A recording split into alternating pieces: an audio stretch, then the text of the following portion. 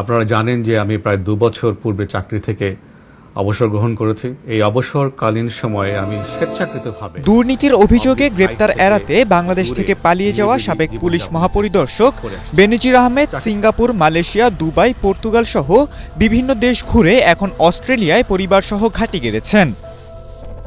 গত ৮ সেপ্টেম্বর সিডনিতে অনুষ্ঠিত একটি ঘরোয়া মিটিংয়ে দেখা গেছে তাকে। সেখানকার একটি ছবি গণমাধ্যমের হাতে এসেছে, আর এ নিয়ে প্রতিবেদন প্রকাশ করছে জাতীয় নানা গণমাধ্যম। নানা সূত্রের বরাতে জানা যায়, অস্ট্রেলিয়ায় অবস্থানরত বাংলাদেশিরা বেনজির আহমেদের অবস্থানের বিষয়টি লিখিতভাবে সে দেশের স্বরাষ্ট্র মন্ত্রণালয়কে জানিয়েছেন। এদিকে সাবেক এই আইজিপি এবং তার পরিবারের সদস্যদের নামে অবৈধ সম্পদ অর্জনের তথ্য প্রমাণ পেয়েছে দুদকের অনুসন্ধান টিম। দুদকের অনুসন্ধান টিম গত জুলাই মাসের শুরুতে কমিশনে তাদের প্রাথমিক অনুসন্ধান প্রতিবেদন দাখিল করেছে।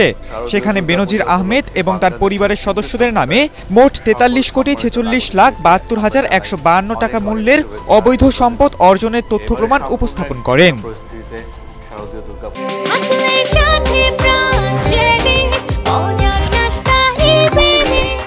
প্রতিবেদনে বলা হয়, বেনজির আহমেদের নামে মোট 9,25,72,565, তার স্ত্রী জিশান মির্জার নামে মোট 21,34,50,000, এছাড়া তাদের বড় মেয়ে ফারহিন রিশতা বিনতে বেনজিরের নামে মোট 8,10,89,696 এবং মেঝো মেয়ে তাহসিন রাইসা বিনতে বেনজিরের নামে 4,75,59,848 টাকা মূল্যের অবৈধ সম্পদের তথ্য প্রমাণ পাওয়া গেছে। আদালতের আদেশে এসব সম্পদ জব্দ করা হয়। খালিদুল ইসলাম তানভীর, এটিএন বাংলা।